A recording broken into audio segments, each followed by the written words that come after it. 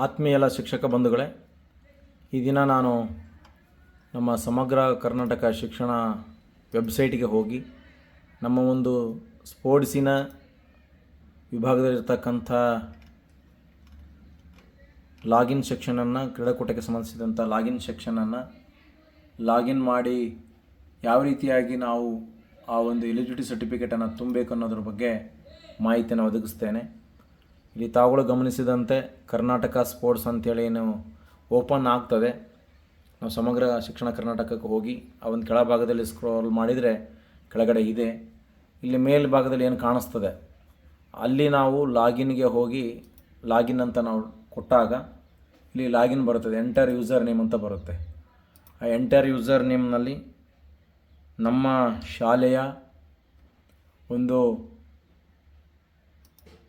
Dais ಕೋಡನ್ನು ನಾನು ಇಲ್ಲಿ ಹಾಕಿದ್ದೀನಿ. ಹಾಗೆಯೇ ಅದೇ ಡಯಸ್ ಕೋಡು ಪಾಸ್ವರ್ಡ್ ಆಗಿರ್ತದೆ.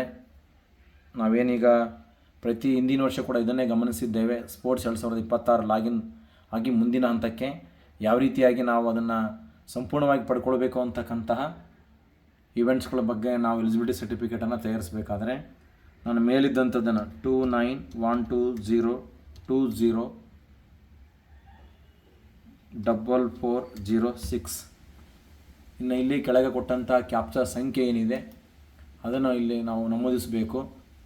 75797 ಅದನ್ನು ಸಂಖ್ಯೆಯನ್ನು ಹಾಕಿ ಇಲ್ಲಿ ಕೆಳಗಡೆ ಲಾಗಿನ್ ನೋ ಅಂತ ಇದೆ, ಅಲ್ಲಿ ಕ್ಲಿಕ್ ಮಾಡಿದರೆ ಈ ರೀತಿಯಲ್ಲಿ ಓಪನ್ ಆಗುತ್ತೆ. ಇಲ್ಲಿ ನೀವು ನಿಮ್ಮ ಸಿಸ್ಟಮ್ ಆಗಿದ್ದರೆ ಅಥವಾ ಮೊಬೈಲ್ನಲ್ಲಿ ಆಗಿದ್ದರೆ ಇಲ್ಲಿ ಸೇವ್ ಎಸ್ ಅಂತ ಕೇಳುತ್ತೆ. ಅದರ ಮೇಲೆ ಒಂದು ಬಾರಿ ನೀವು ಎಸ್ ಅಂತ ಕೊಟ್ಬಿಟ್ರೆ ಇದು ಸಂಪೂರ್ಣವಾಗಿ ಈ ಒಂದು ಸಿಸ್ಟಮ್ನಲ್ಲಿ ಈ ಒಂದು ಪಾಸ್ವರ್ಡು ಮತ್ತು ಶಾಲೆಯ ಡಯಸ್ ಕೋಡಿಂದು ಓಪನ್ ಆಗುತ್ತೆ. ನಿಮಗೆ ಯಾವುದೇ ರೀತಿ ಆಗಿರ್ತಕ್ಕಂಥ ತೊಂದರೆಗಳು ಆಗೋದಿಲ್ಲ. ಇದು ಲಾಗಿನ್ ಆದ ತಕ್ಷಣವೇ ಹಿಂದಿನ ವರ್ಷ ನೀವೇನು ಪ್ರೊಸೀಜರನ್ನು ನೋಡಿದ್ದೀರಿ ಅದೇ ಪ್ರಕಾರದಲ್ಲಿ ಇಲ್ಲಿ ಪ್ರೊಸೀಜರ್ಸ್ ಇದೆ. ಮೊದಲನೇದಾಗಿ ನಮ್ಮ ಪಿ ಟೀಚರ್ನ ಇನ್ಸರ್ಟ್ ಅವ್ರಿಗೆ ಮಾಹಿತಿಯನ್ನು, ಅವರ KJD ನಂಬರು, ಯಾರ್ದು ಸರ್ಕಾರಿ ದೈಹಿಕ ಶಿಕ್ಷಣ ಶಿಕ್ಷಕರು ಗ್ರೇಡ್ 1 ಇದ್ದರೆ KJD ನಂಬರು, ಅದರ ಮೇಲೆ ನೋಡಿ ನಮ್ಮ ಶಾಲೆ ಹೆಸರು ಬಂದಿದೆ ಅಲ್ಲಿ ಆಲ್ರೆಡಿ GHS ಹೋಗಿ ಅಂತ ನಮ್ಮ ಡಯಸ್ ಕೋಡನ್ನು ಹಾಕಿಬಿಟ್ರೆ ನಮ್ಮ ಶಾಲೆ ಹೆಸರು ಬರ್ತದೆ.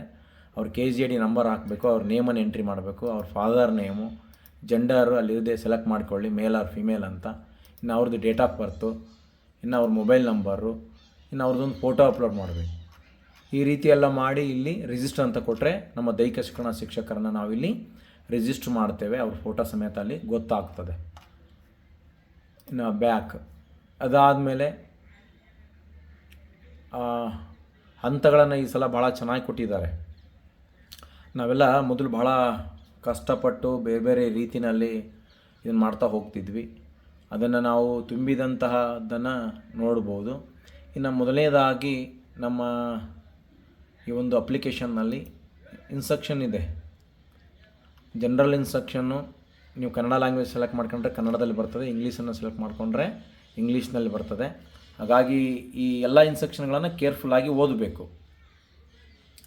ನಾನು ಯಾಕೆ ದೈಹಿಕ ಶಿಕ್ಷಣ ಶಿಕ್ಷಕರದ್ದು ಮೊದಲು ರಿಜಿಸ್ಟ್ರೇಷನ್ ಅಂತಂದರೆ, ಯಾರು ಲಾಗಿನ್ ಆಗಿ ಒಳಗೆ ಬರ್ತಾರೆ ಅದರ ಸಂಪೂರ್ಣ ಜವಾಬ್ದಾರಿಯನ್ನು ಲಾಗಿನ್ ಆಗ್ತಕ್ಕಂಥದ್ದನ್ನು ನಮ್ಮ ದೈಹಿಕ ಶಿಕ್ಷಣ ಶಿಕ್ಷಕರು ನಿರ್ವಹಿಸೋದ್ರಿಂದ ಫಸ್ಟ್ ಅವ್ರದ್ದು ರಿಜಿಸ್ಟ್ರೇಷನ್ ಆಗಿಬಿಟ್ರೆ ನಮಗೆಲ್ಲ ರೀತಿಯಿಂದಲೂ ಕೂಡ ಮಾಹಿತಿ ಲಭ್ಯವಾಗ್ತಾ ಬರ್ತದೆ. ಅದು ಅನುಭವಕ್ಕೆ ಬರ್ತದೆ ಅನ್ನೋ ಉದ್ದೇಶದಿಂದ. ಈ ಸಾಮಾನ್ಯವಾಗಿ ನಮಗೆಲ್ಲ ಇನ್ಸ್ಟ್ರಕ್ಷನ್ಸ್ ಗೊತ್ತಿದೆ. Please read the all instructions carefully before the filling out of the form. ನೋಡಿ, ಅಪ್ಲಿಕೇಶನ್ ತುಂಬೋದಕ್ಕಿಂತ ಮೊದಲು ಎಲ್ಲ ರೀತಿಯಾದ ಇನ್ಸ್ಟ್ರಕ್ಷನ್ಗಳನ್ನು ಓದಿ ಅಂತ ಇಲ್ಲಿ ಇರ್ತದೆ.